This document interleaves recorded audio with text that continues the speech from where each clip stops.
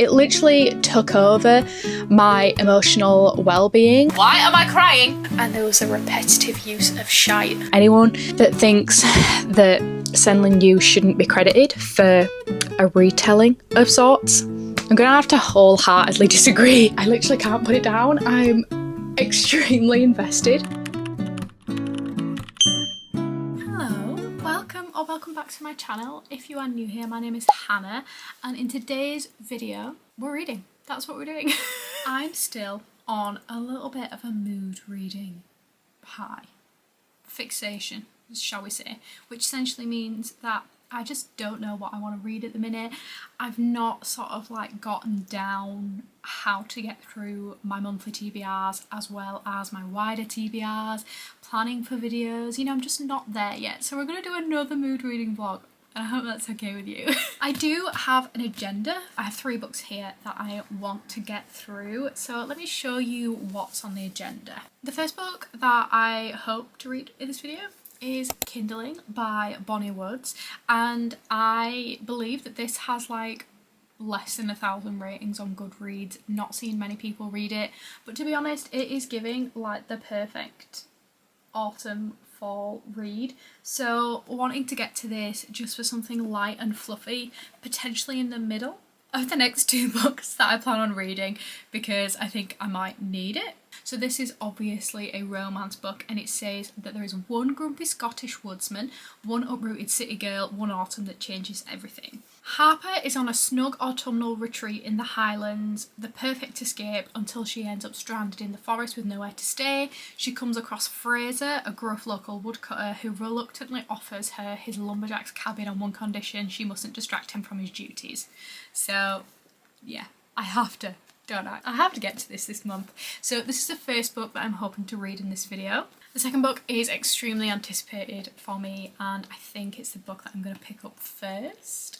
And that is Blood Over Brighthaven by M.L. Wang. And I have heard nothing but unbelievable things about this book. It is actually really floppy as well, like floppier than the usual paperback that we get in the UK. So love that for me, because that just makes my reading experience 10 times better. The back of this book, it doesn't really say what a lot of people I've seen online have described this book as.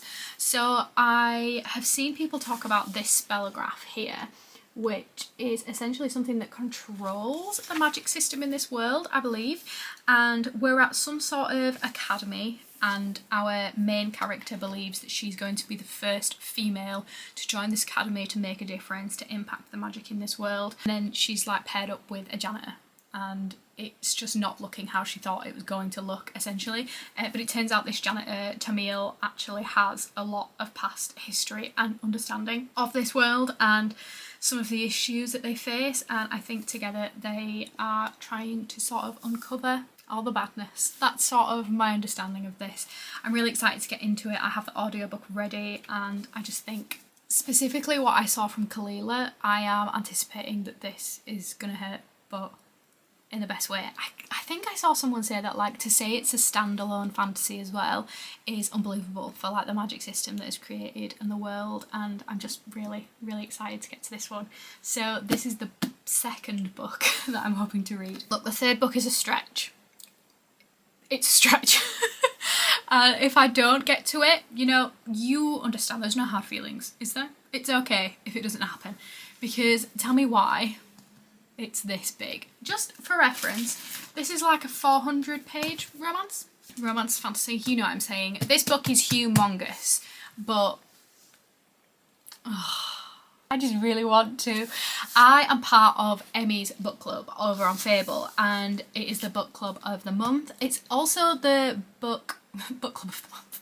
It is also the book for Laura's book club, I believe. So lots of people reading this right now. I've just seen Beth Morvant, she posted a video reading this book saying it was amazing and it broke her, and yeah, I have the audiobook for this ready too, because that would probably take me a week to read, like 7 full days, and I don't have 7 full days to dedicate to this. So yeah, planning to pick up the audio as much as I can as well, but we'll see, because if I don't love an audiobook, I am trying not to fixate on it just to get through something. I want to enjoy the reading experience, and I don't think for the size of this I want to sort of like sacrifice any of the reading experience if the audiobook isn't good. So this is the 3rd book that I'm hoping that we can get to this week. This is what we're going to be reading. I'll catch up with you guys when I've picked the first book for this video and have some initial thoughts. I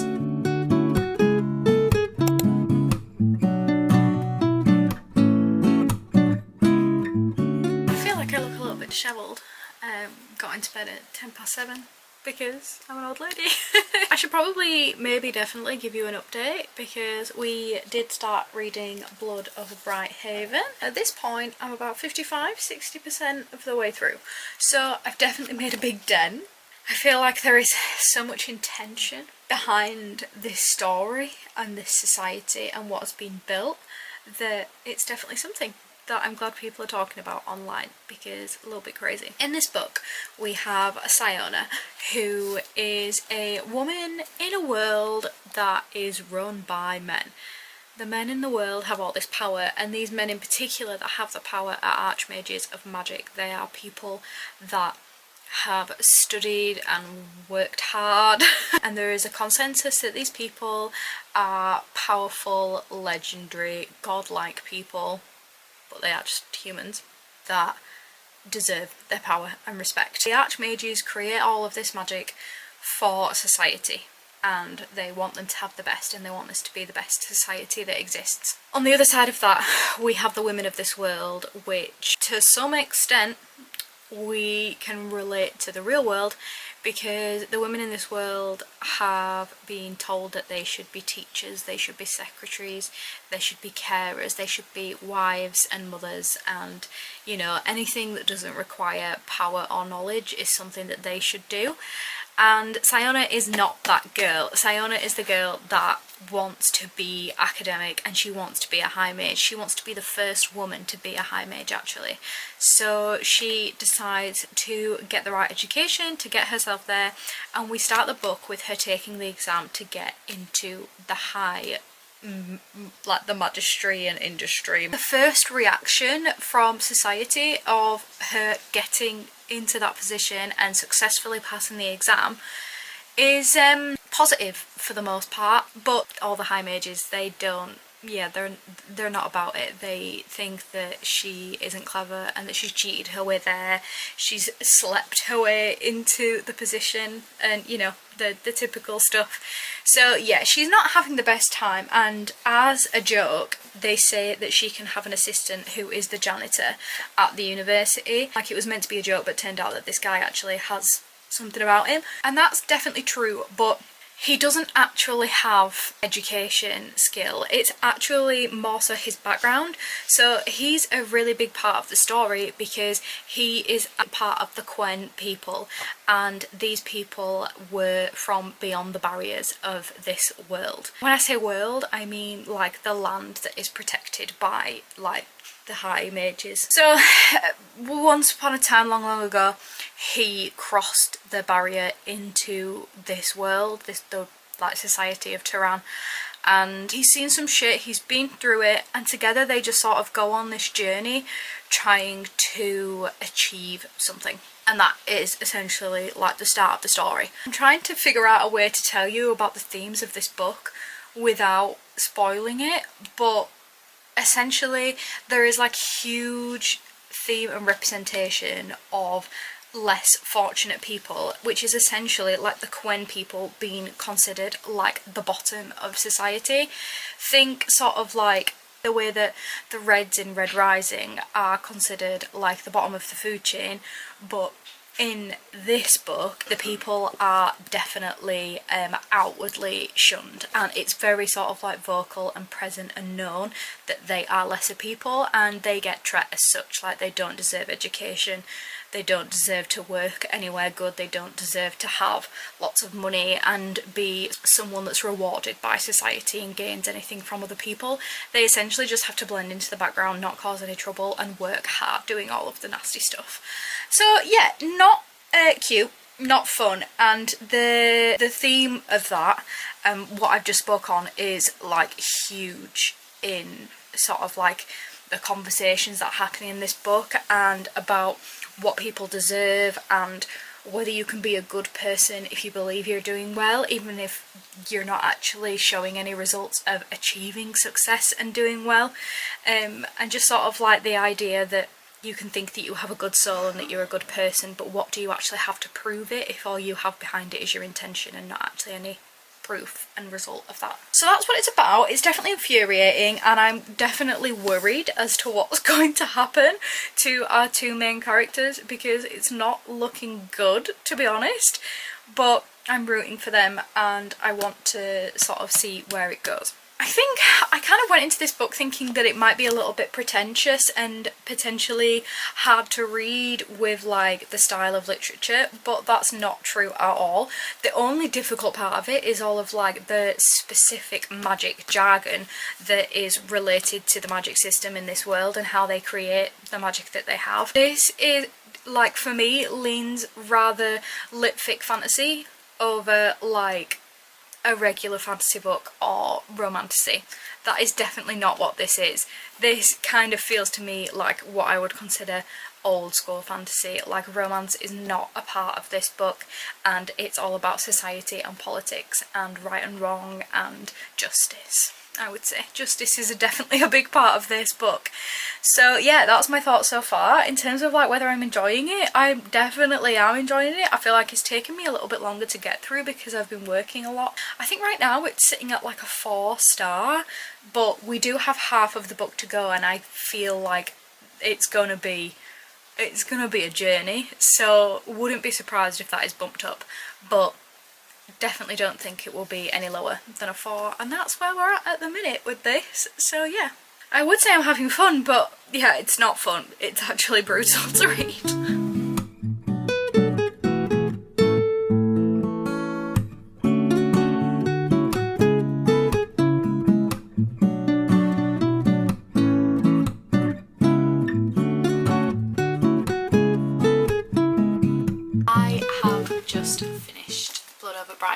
I don't know if I was expecting it to be a little bit longer, just because in the back here we have like a little bit of a, what do we call it?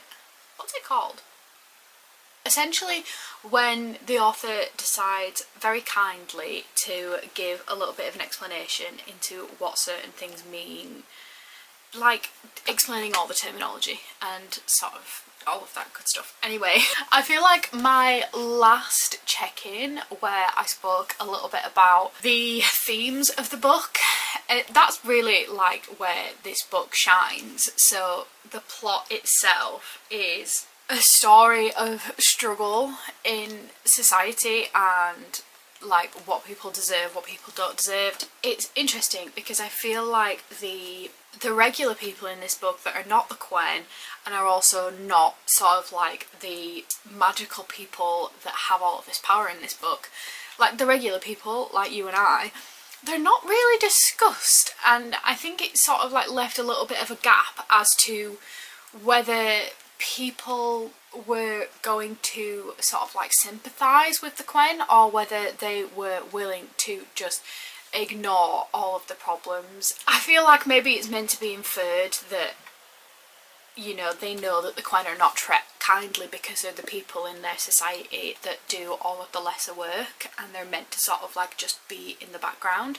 So maybe that's just me hoping that regular people in this society, in Tehran, like you and I, would want the Quen to deserve better, but not exactly explored in detail in this book. We focus a lot on the high elite people that have the power that created all of these problems. That's sort of the focus and sort of like their lack of morality, I guess. So, God, what else can I even say about this book? I really enjoyed the main characters. Both Siona and Tommel are, I think they were both wonderful, and Sayona is obviously extremely flawed, but I've just been reading some Goodreads reviews, and I think it was Lexi who spoke about how Sayona is allowed within this book and sort of like the way that the plot goes to really sort of like question her morals and grow and sort of like learn, and I think that that is extremely valuable and important to read because she has such reluctance to believe that things can be so dire because she's ignored it her whole life, and I just really appreciated that we got to watch that on page and we got to see the growth, because that is what, you know, people like me and with my moral beliefs in this day and age, that hopefully we can do that with more and more people and older generations and people that decide to just ignore issues that they really should not be ignoring. Without putting too much on this to the real world and what we face now in terms of the issues that we have, even just in the UK. Do you know what? No, you literally cannot separate the two, and I think that's why this book is such an astounding read to read today. Like, it is. I'm getting emotional, actually. I feel like I'm not really... Why am I crying? Why am I crying?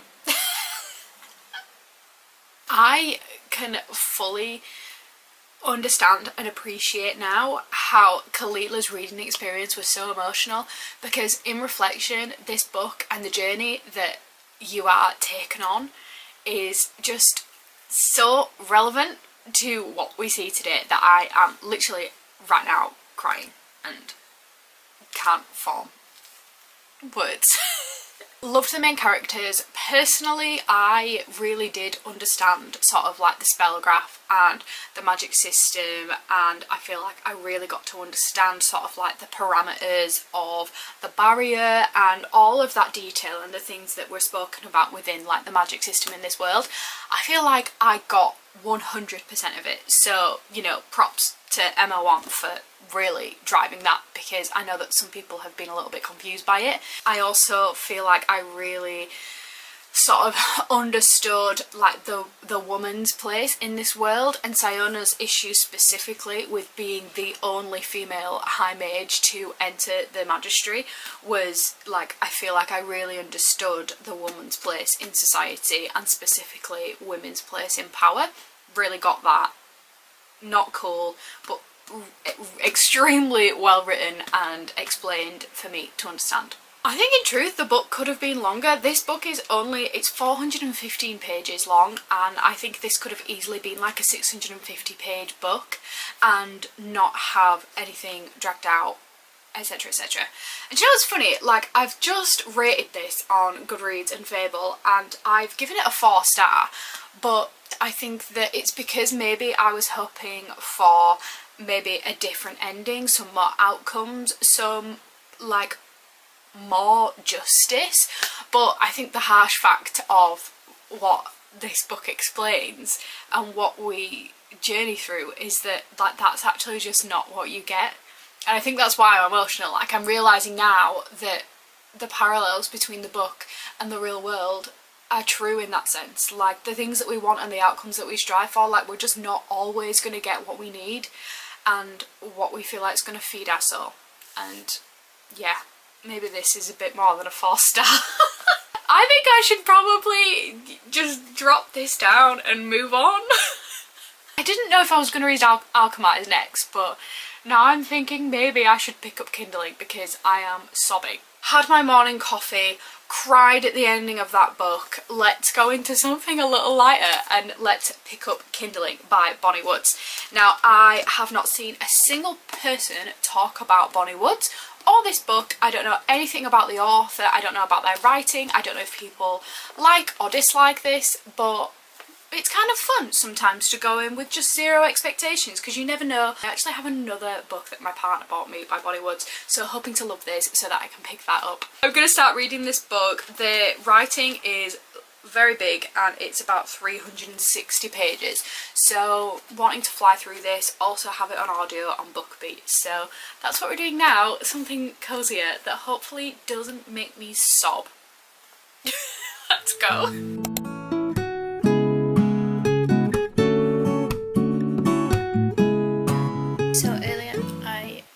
to read 6 chapters of Kindling, and I've been out for tea and just picked it back up, and I'm now on chapter 11, which is page 97 and 27% of the way through. I thought I'd give you some initial thoughts on how I'm feeling right now, which is cosy. The book itself is set in Scotland, in the Highlands, and our female main character has been dumped by her ex-girlfriend. She's lost her job, I think she's 30, and yeah, she kind of feels like she's having a quarter-life crisis and she doesn't know what she wants. Being told that she's never done anything for herself, so she books this trip and goes out to the Highlands from Manchester, and she just is like obsessed with the idea that this trip is going to be like so Instagrammable and just like the perfect sort of like front to put on social media so that she can say she's had the best time and she's done exactly what she wanted to do. And she wants to go out there to write a book, which is a hobby of hers that she kind of hasn't really gotten into for a while, so that's sort of her plan. She wants to write a best-selling book and go on this trip and get everything that she wants. But when she gets there, the Airbnb that she's booked is sort of like out of order, but the host didn't contact her to say that it wasn't habitable, so she's left with nowhere to go, and she comes across Fraser in the middle of the woods, who has this like rundown cabin sort of thing, which is essentially just like a pit stop for him if he's working late or something, and like she agrees to stay there with him for the night because she literally has nowhere else to go. That's sort of like the main premise right now. Obviously he is Scottish, and at first like it definitely took me a little bit of a while to get rid of some of the words that were used in the writing. So they were saying like I, and there was a repetitive use of shite as well that was pissing me off a little bit, but no offence to the Scots. I am Scottish, my dad and his side of the family all Scottish, so yeah, definitely something that I've been familiar with, but just reading it on page is not something that I'm used to. So yeah, that took a little bit of getting used to, but not necessarily sort of like staring at me in the face anymore and sticking out like a sore thumb. Kind of got used to it, and I think it's toned down a little bit. Like, yeah, we get it, he's Scottish. Let's move on. But also I guess that is kind of true to Scottish people, because they do have like their own completely separate dialect that is just not like you would hear anywhere else, so I guess it's authentic to say the least. It's very easy to read, it's extremely cosy, very autumnal, and yeah, just sort of like breezing through, having a cutesy fun time. It's not the best thing I've ever read, like it's not giving me like 5-star feels or anything, but you never know, sometimes these things grow on you, so we'll see how we get on. I did in fact finish Kindling by Bonnie Woods last night, and I've accidentally left the book at my partner's house, so don't have it here right now to hold, but I didn't speak to you much about this book, and that is mostly because I fear that I wasn't loving it. Like, I didn't want to scream and shout about it. Felt very not necessarily indifferent, because there were some parts of it that I was enjoying. Like, I really liked both of our two main characters. I just felt like a lot of the writing and the chapters specifically were extremely clipped, so we just moved on from some things too quickly. I really liked the setting and the vibes. I really liked sort of like the surrounding side characters, and particularly his family. Really enjoyed that. I don't know, there was just, I feel like there was a lot done in like a really sort of like roundabout way. It just wasn't fleshed out and didn't really lend to my favoured type of description and the way that I like books to be written. I don't know, it was just a bit clipped. I settled on a 3-star. Like, it was good, I enjoyed the journey, super easy to read, a little bit of a palate cleanser, but just not one of my favourite books ever written. Kindling, tick, done. What else did we read in this video? Blood of a Bright Haven. God, tick, done. We've come a long way since I read that. I have now picked up Alchemised. This is, of course, just the dust jacket, because that book is humongous and we all know it, and I just don't feel like carrying that here right now either. So I have started Alchemised, and do you know what? Let me read you the blurb. I myself don't know tons about the synopsis of this book, I have just quite simply fallen into the trap of seeing that lots of people online are reading it, so I'm gonna read it. Once a promising alchemist, Helena Marino is now a prisoner of war and of her own mind. Her resistance friends and allies have been brutally murdered, her abilities suppressed, and the world she knew destroyed. In the aftermath of a long war, Lydia's new ruling class of corrupt guild families and depraved necromancers whose vile undead creatures helped bring about their victory holds Helena captive. According to Resistance records, she was the healer of little importance within their ranks, but Helena has inexplicable memory loss of the months leading up to her capture, making her enemies wonder, is she truly as insignificant as she appears, or are her lost memories hiding some vital piece of the Resistance final gambit?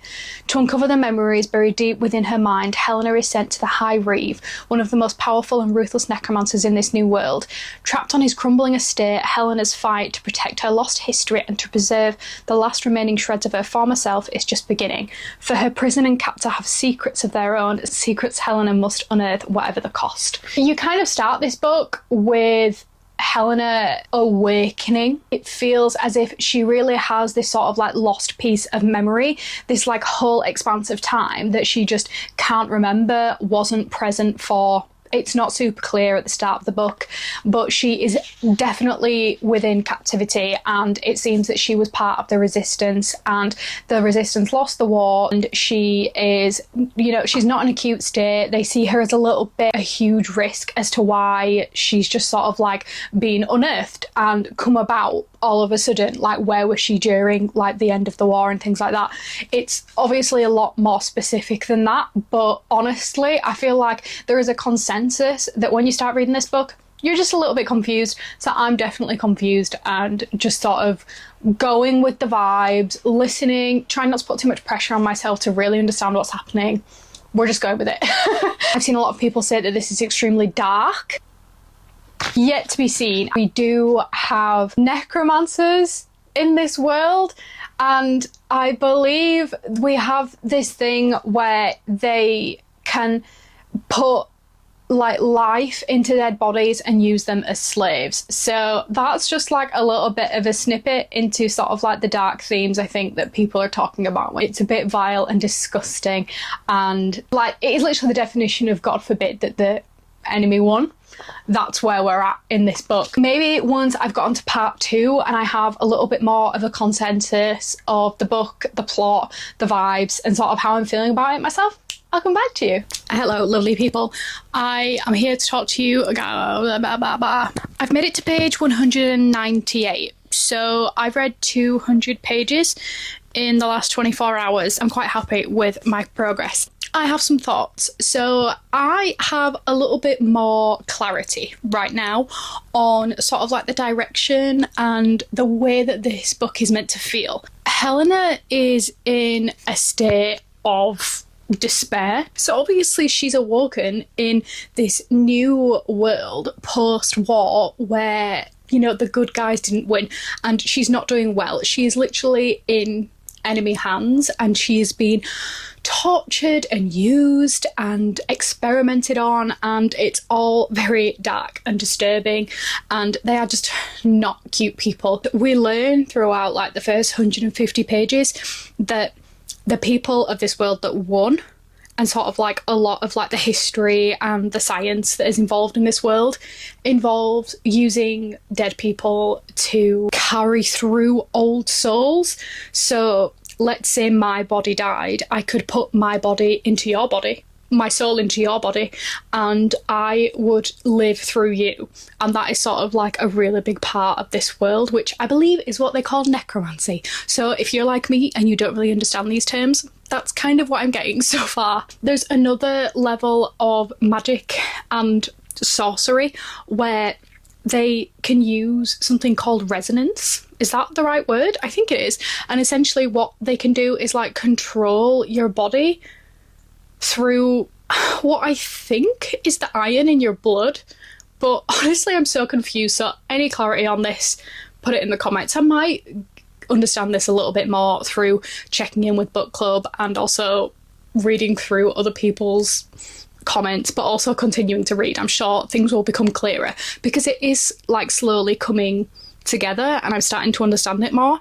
But the confusion that I felt at the start of this book, and that I feel like a lot of people in Emmy's book club have felt, like, it's very purposeful, because obviously our main character, her memory has been wiped. Whatever she knew and whatever her people didn't want the enemy to know, they've done this purposefully so that she isn't a weapon, so that she cannot be used by the enemy to portray secrets. Like, everything that's in her mind, they wanted her to forget so that she couldn't be used as evidence, or whatever you want to call it. Obviously, we don't actually know what she doesn't remember. So right now, our confusion is literally the purpose, and it's the whole point. We're not meant to understand it, because slowly she's getting fragments of things back, and not necessarily her memory, but she's trying her best to sort of learn about this world, learn who's alive, learn what's happened to certain people, learn about the society and the people in power now. She's trying to put all the pieces together so that she can figure out for herself as well what they needed her to forget. Things are starting to come together, and I have to say, I literally can't put it down. I'm extremely invested. I'm having the best time, and I think that, like, the world that has been set up is phenomenal. I really do. So it's far too early in 1,000 pages.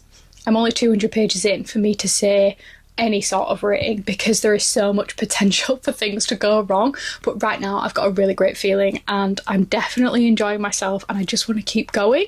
But I do actually have a lot of things to do tomorrow, and then I'm going away on Wednesday night. I've got plans on Thursday night, Friday night, Saturday night.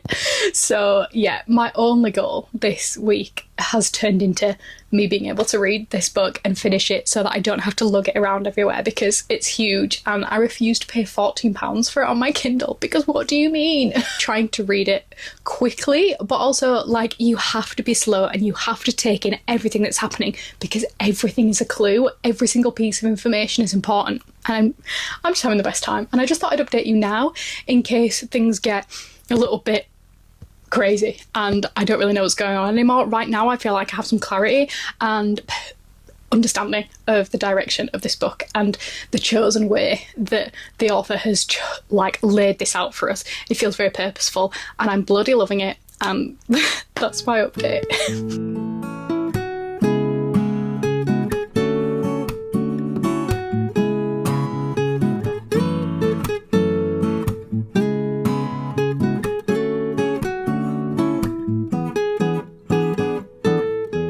We're doing something really exciting. As you can see, we're in the car, and we've booked to go away for the night, and obviously it's only right that I bring you with me, because I am very ambitiously going to try to finish Alchemised over the next 24 to 28 hours. That's the goal.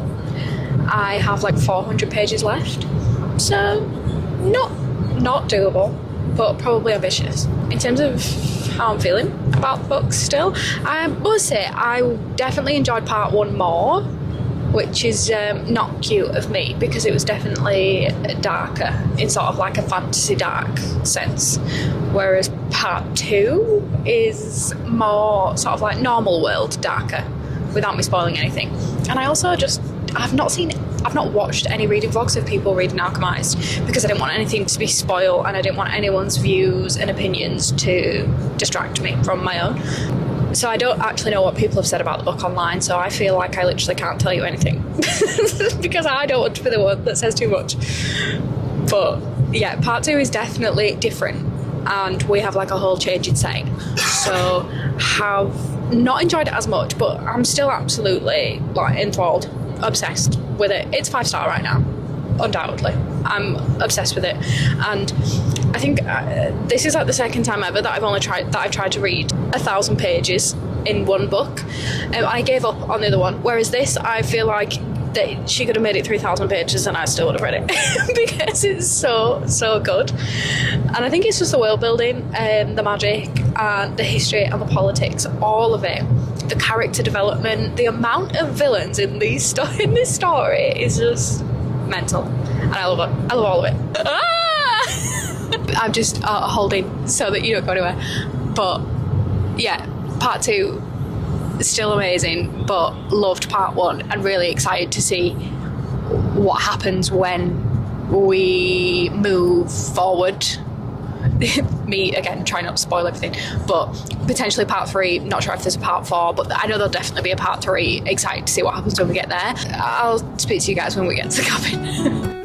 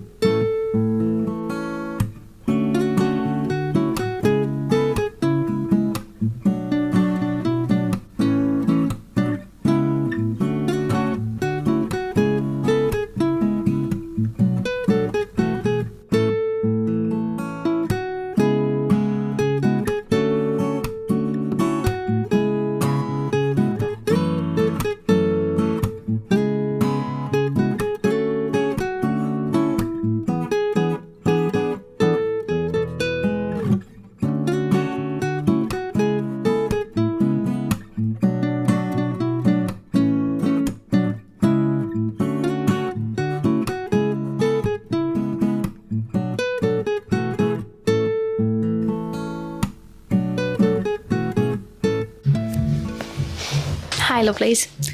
I tried to show you. Can you see? Can you see? I have less than 100 pages left of this book. And wow, I am struggling. And it's because this book has put me through so much like emotional turmoil that like it's just ruined me. Like I'm just ruined. I just don't know how to get through the rest of the book. It sounds so stupid.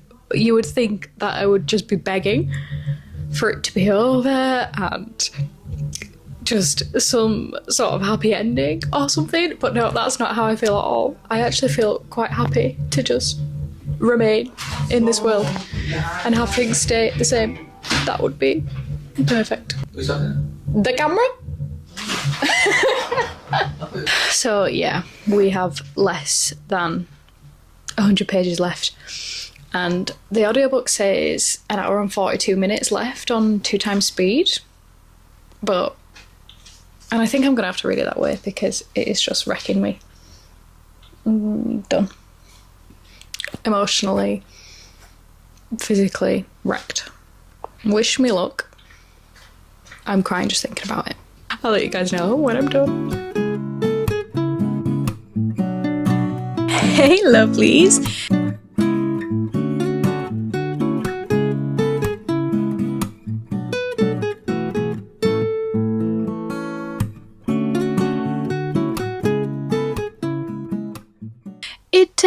This is upside down.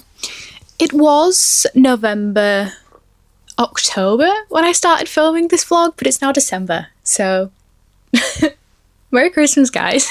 I did film an outro for this video and there was no sound. So it was just me silently, you know, there was nothing to it. So I guess I'm here to give a little bit of a final vibe update review of Alchemised. And obviously I finished that book now, maybe like 4 weeks ago, a month ago. It feels like it's been a while. It might not have been that long, but I guess I need to summon some sort of thoughts. I should be thinking about these things before I turn on the camera, but I don't. I just hope that it comes to me, and it rarely usually does.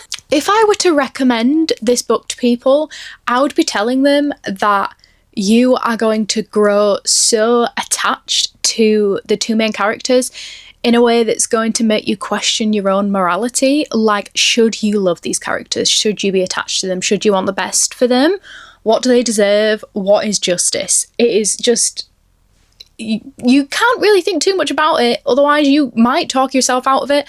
I personally don't think I could ever be talked out of loving those two characters. Specifically the MMC, he is... I don't even know if flawed is the right word, because honestly... I don't know what else he could have done. It literally feels like he was dealt the worst cards possible and said, do your worst. And he did he want to do his worst? I just don't know. Honestly, it was such a complex story, and I don't know where the majority of people stand in terms of, is this a romantasy? Is this a high fantasy? Because I feel like the fantasy and the politics in the world took like real centre stage, and it was amazing how immersed in the world building and I guess the politics specifically of our MMC, that was where I felt like I was most invested, because it was almost like a character journey of understanding where he came from, what his intentions were, and all of those awful things. Yeah, it was just so complex, and I just don't know what the pure intention of the book was, but what I do know is that I loved every single part of it. I loved every page. I don't think it was too long. I think that part 2 in particular could have been a little bit shorter, but honestly I feel like that is what made you so invested and attached to the characters, because obviously it is such a journey and you're following war, post-war, like these things are not quick. So I don't know. I personally wouldn't complain about the length of the book, but I was just obsessed with it. It literally took over my emotional well-being. I was literally in the book. I loved it so, so much. And if I was to recommend it to someone, I would be saying that if you want to love characters and if you want some really intense and dark world building and politics and magic, then this book is brilliant at those things. And I think that Senlin Yu did a wonderful, wonderful job at creating the world that they did. And I'm actually in awe that someone is able to create what they did. And anyone that thinks that Senlin Yu shouldn't be credited for a retelling of sorts, I'm going to have to wholeheartedly disagree and say that it was a masterpiece. So yeah, that is my final sort of like review of Alchemised. It is absolutely a 5-star read. It's probably going to be in my top 3 books that I've read this year. I was obsessed with it. Obsessed. So this video was a little bit of an emotional roller coaster, to be honest, because I'm crying right now thinking about Alchemised. I absolutely loved Blood Over Brighthaven as well. I've been thinking about that while I've been editing and just like going over my sort of like emotional journey with that book. And yeah, absolutely, probably like a 4.75. I really did love that book as well. And then we had Kindling to break things up, which was absolutely fine, and I had a cutesy autumnal time with it as well. So yeah, that's it for the book. Thank you so much for watching, guys, and I will see you in my next video. Bye.